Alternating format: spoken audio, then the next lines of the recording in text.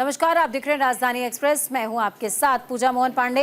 Bulletin की शुरुआत करते हुए सबसे पहले आपको बता दें, गुरुग्राम को सीएम नायब सिंह सैनी की सौगात मिली है। सीएम ने 37 परियोजनाओं का शिलान्यास किया है। 268 करोड़ 93 लाख की परियोजनाओं का उद्घाटन इस बीच हुआ है। लालडोरा के भूस्वामियों को मालिकाना अधिकार भी दिया गया है। भूस्वामियों को स्वामित्व पत्र यानी कि उनकी ओनरशिप का कार्ड भी दिया गया है। हरियाणा के मुख्यमंत्री नायब सिंह सैनी गुरुग्राम के दौरे पर रहे हैं, जहां मानेसर उपमंडल में आयोजित राज्य स्तरीय कार्यक्रम में 268 करोड़ 93 लाख की 37 परियोजनाओं का उद्घाटन और शिलान्यास किया गया है। इस दौरान शहरी क्षेत्र में लालडोरा के जमीन मालिकों को मालिकाना अधिकार के कागज बांटे गए। इसके बाद मुख्यमंत्री शहरी स्वामित्व योजना के तहत आने वाले परिवारों ने राज्य स्तरीय रजिस्ट्री वितरण समारोह में हिस्सा लिया है।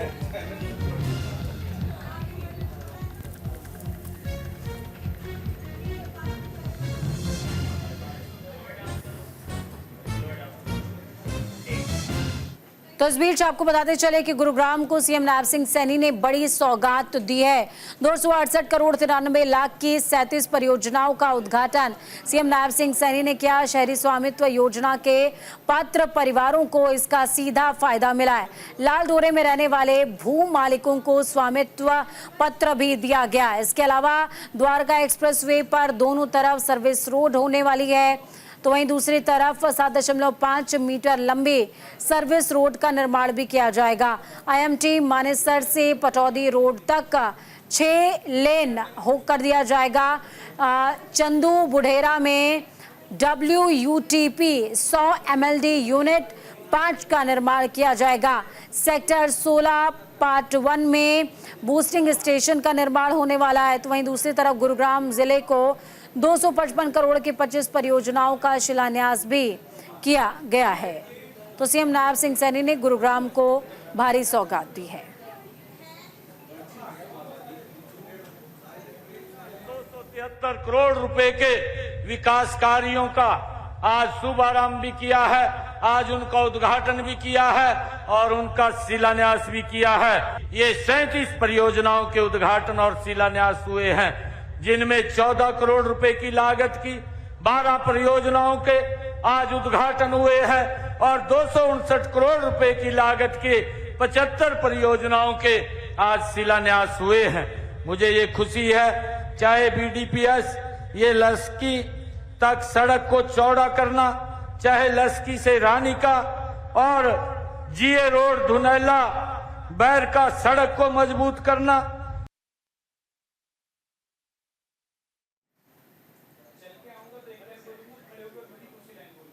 लालडोरे के भू मालिकों को स्वामित्व पत्र वितरित किए गए हैं। गुरुग्राम में 255.17 करोड़ की सौगात मिली है। चलिए ग्राउंड जीरो का रुख करते हैं। वीना हमारे साथ ग्राउंड जीरो से लाइव जुड़ी हुई हैं। वीना, क्या कुछ अपडेट? सीएम नायब सिंह सैनी ने बहुत भरपूर प्रेम गुरुग्राम के लिए लुटाया है। इस बीच काफ़ी शिलान्यास और उद्घाटन भी करते नजर आए।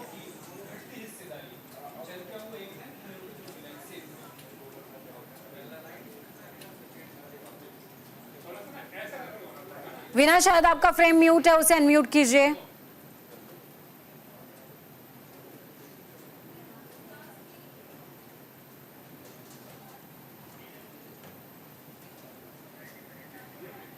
सैंतीस परियोजनाओं का शिलान्यास सीएम नायब सिंह सैनी ने किया है। लालडोरे के भूस्वामियों को स्वामित्व पत्र भी दिया गया है।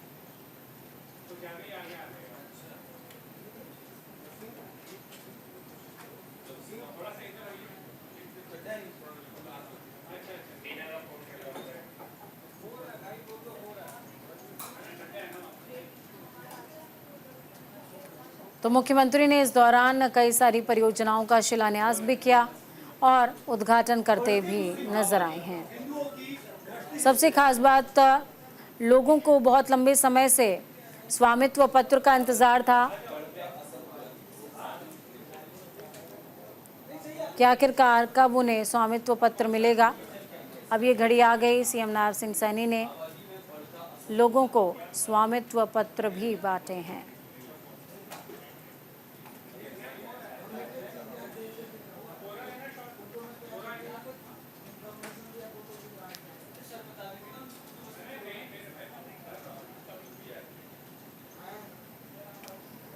तो ये बड़ी अपडेट आपको बता रहे हैं। सीएम नायब सिंह सैनी ने जिस दौरान लोगों को बड़ी सौगात दी, उस दौरान मंच पर मौजूद लोगों ने उनका सम्मान भी किया और सीएम नायब सिंह सैनी ने इस बात को दोहराया है कि हरियाणा सरकार आप सभी के कल्याण के लिए कटिबद्ध है, प्रतिबद्ध है। 37 परियोजनाएं जो कि सीधे तौर पर जन सरोकार से जुड़ी हुई हैं, उनकी सौगात मुख्यमंत्री नायब सिंह सैनी ने लोगों को दी थी।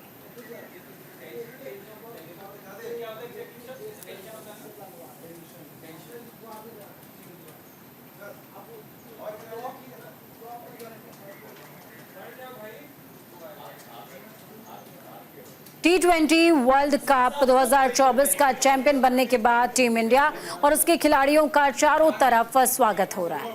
इसी कड़ी में युजवेंद्र चहल को हरियाणा के सीएम नायब सिंह सैनी ने सम्मानित किया। भारतीय क्रिकेटर युजवेंद्र चहल ने अपनी मां के साथ सीएम नायब सिंह से मुलाकात करी। सीएम नायब ने खिलाड़ी को वर्ल्ड चैंपियन बनने पर बधाई दी, साथ ही उन्हें श्री राम और हनुमान की एक खूबसूरत सी प्रतिमा भी भेंट की है।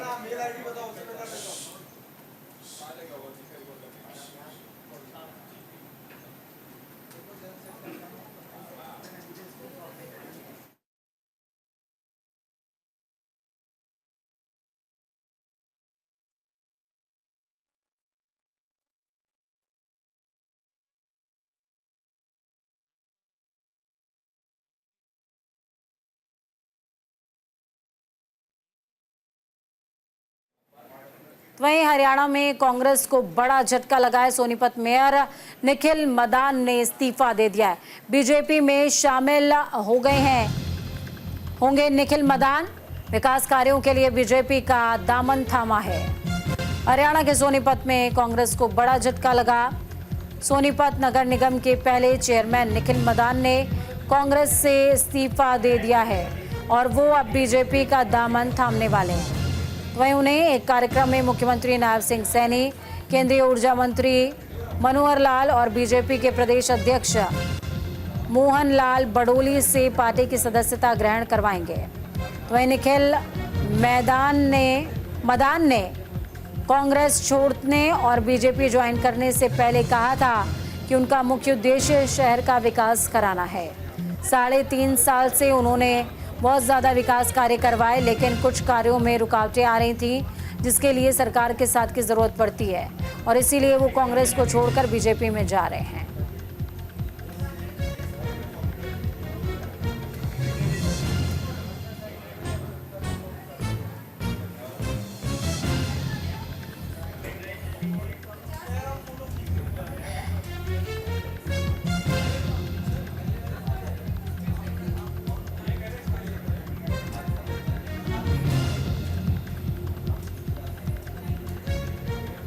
चलिए ग्राउंड जीरो का रुख करते हैं। इस खबर पर ज्यादा जानकारी के लिए राकेश जुड़ गए ग्राउंड से हमारे साथ में। राकेश, क्या कुछ अपडेट है? यहाँ पर निखिल मदान ने साफ कहा कि विकास कार्य वो करवा तो पा रहे थे, लेकिन कुछ ऐसे विकास कार्य होते हैं जिसमें सरकार के साथ की जरूरत होती है और सिर्फ इसीलिए वो बीजेपी ज्वाइन कर रहे हैं। जी, आपको बता दें कि पिछले दिनों कई इश्यू करने थी, इसको लेकर कहीं ना कहीं इनके अंदर नाराजगी चल रही थी।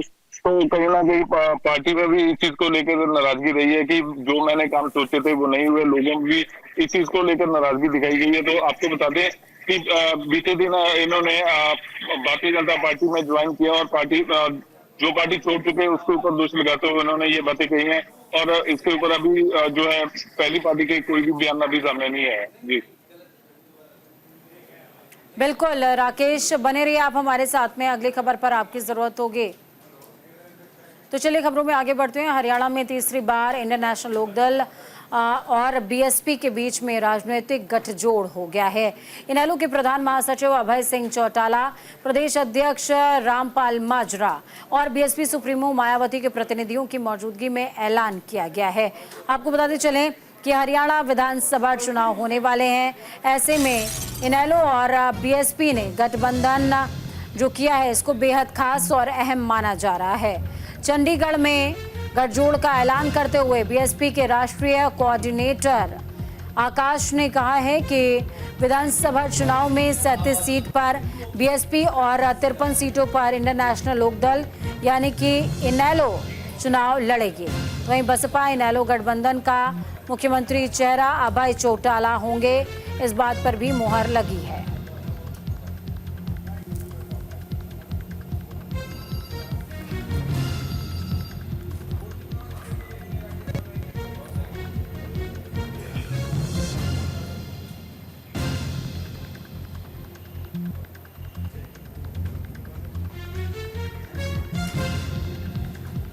इस खबर पर ज्यादा जानकारी के लिए राकेश हमारे साथ में जुड़े हुए हैं ग्राउंड जीरो से। राकेश, लगातार सभी की नजर थी कि इस बार के विधानसभा चुनाव कितने दिलचस्प हो सकते हैं।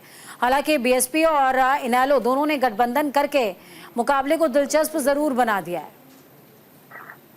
जी, आपको बता दें कि बीते दिन बुधवार दिल्ली में आईएनएलडी और बीएसपी की मीटिंग हुई, जिसमें मायावती सुप्रीमो जो बीएसपी और आईएनएलडी के अभय चौटाला वहां पे पहुंचे। मीटिंग में फैसला लिया गया कि उसमें बताया गया कि 37 सीटों के ऊपर जो उनका जो है चुनाव लड़ा जाएगा और बाकी सीटों के ऊपर जो है जो अभय चौटाला के जो कैंडिडेट है वो चुनाव लड़ेंगे। तो कहीं ना कहीं अगर देखे जाए तो बहुत बड़ा जो है फैसला है, क्योंकि अक्टूबर में चुनाव होने तो कहीं ना कहीं इसको बड़े रूप में देखा जा रहा है। जी, इसके बाद किस तरीके का इम्पैक्ट नजर आ रहा है, क्योंकि मुख्यमंत्री चेहरे की जब बात हो रही थी यहाँ पर राकेश, तो अभय चौटाला के नाम पर मुहर लगा दी है और आकाश ने इस बात को खुद बोला है।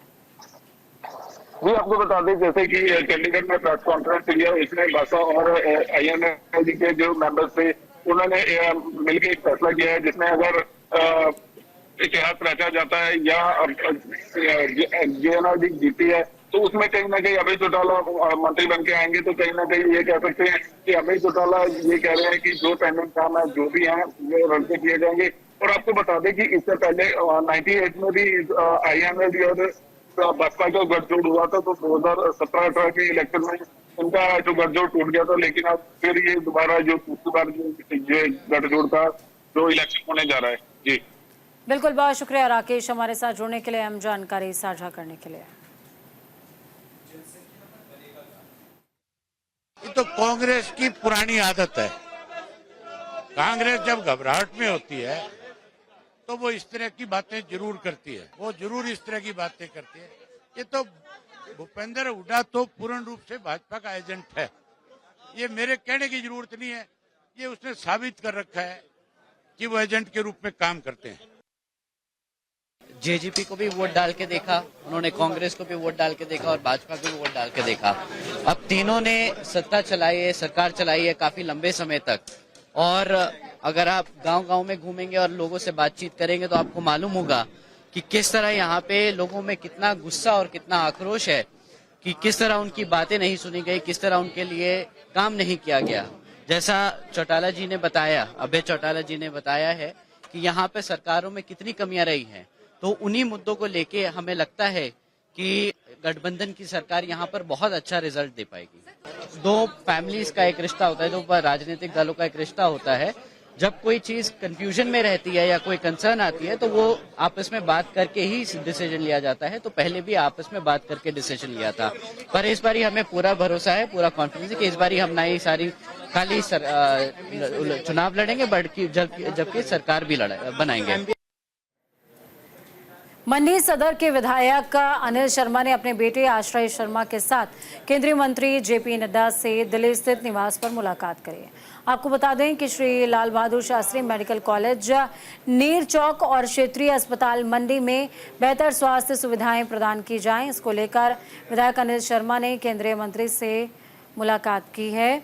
साथ ही जेपी नड्डा को केंद्रीय मंत्री बनने पर बधाई दी। तो वहीं स्वास्थ्य मंत्री जगत प्रकाश नड्डा ने आश्वासन दिया है कि हिमाचल ही नहीं बल्कि मंडी में भी स्वास्थ्य सेवाओं को सुदृढ़ करने के लिए कोशिशें जारी हैं।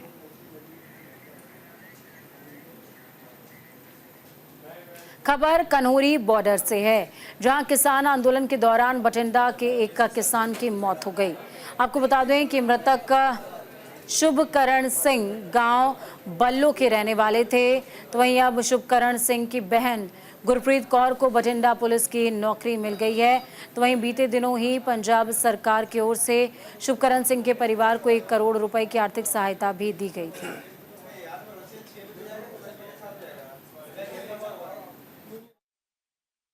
ਜਿਹੜੀ ਆਪਣੀ ਗੁਰਪ੍ਰੀਤ ਲੜਕੀ ਨੇ ਜੁਆਇਨ ਕੀਤੀ ਆ, ਉਹ ਕਿਸਾਨ ਮੋਰਚੇ ਦੇ ਵਿੱਚ ਉੱਥੇ ਉਹਨਾਂ ਦਾ ਬ੍ਰਦਰ ਦੀ ਡੈਥ ਹੋ ਗਈ ਸੀ।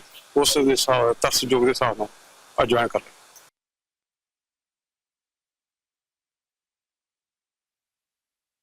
ਅੱਜ ਧੰਨਵਾਦ ਕਰਦੇ ਹਾਂ ਜਿਨ੍ਹਾਂ ਨੇ ਆਪਣੇ ਕੀਤੇ ਵਾਅਦੇ ਪੂਰੇ ਕੀਤੇ, ਪਰ ਫਿਰ ਵੀ ਅਸੀਂ ਉਹਨਾਂ ਤੋਂ ਮੰਗ ਕਰਦੇ ਹਾਂ ਕਾਨੂੰਨੀ ਕਾਰਵਾਈ 'ਚ ਸਾਨੂੰ ਇਨਸਾਫ ਮਿਲਣਾ ਚਾਹੀਦਾ। हाँ जी, अज बेटी जवान कराना है ड्यूटी। पंजाब सरकार का धन्यवाद कर देंगे जो वादे किए वादे तो पूरी उतरी, पर यह परिवार सरकार तो मंग कर देंगे सानू इंसाफ दिता जाए तो बनती कार्रवाई करी जाए तो जो भी दोषी है पर्चा दर्ज। पंजाब के फाजिलका बिजली बोर्ड के जेई कुलबीर सिंह को विजिलेंस ने 7,000 रुपए की रिश्वत लेते हुए गिरफ्तार किया है। तो वहीं डीएसपी राजकुमार सामा ने बताया कि कुलबीर सिंह जेई ने एक किसान का ट्रांसफार्मर लगाने के एवज में रिश्वत की मांग की थी, जिसके चलते उसे 7,000 रुपए की रिश्वत लेते हुए रंगे हाथों पकड़ा गया है। विजिलेंस टीम ने बताया कि किसान ने विभाग में शिकायत दर्ज कराई थी कि बिजली बोर्ड का जेई कुलबीर सिंह लगातार उसे परेशान कर रहा है और रिश्वत की मांग कर रहा है, जिसके बाद जेई की कॉल रिकॉर्ड भी विजिलेंस टीम को दे दी गई, जिसके आधार पर विभाग ने कुलबीर सिंह जेई को रंगे हाथों गिरफ्तार कर लिया है।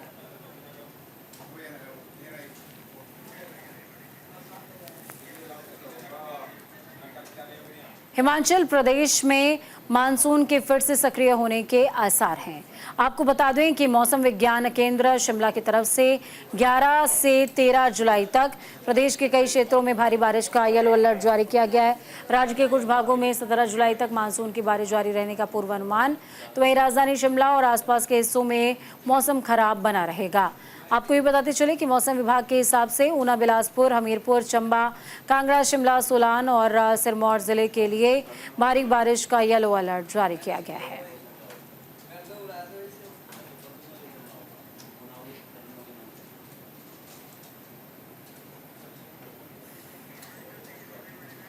चलिए ग्राम जीरो का रुख करते हैं। इस खबर पर ज्यादा जानकारी के लिए गीतांशु सेजवाल जुड़ गए हमारे साथ में। 3 दिन के लिए भारी बारिश का अलर्ट जारी किया गया है। गीतांशु, सरकार की तरफ से क्या इंतजाम हैं?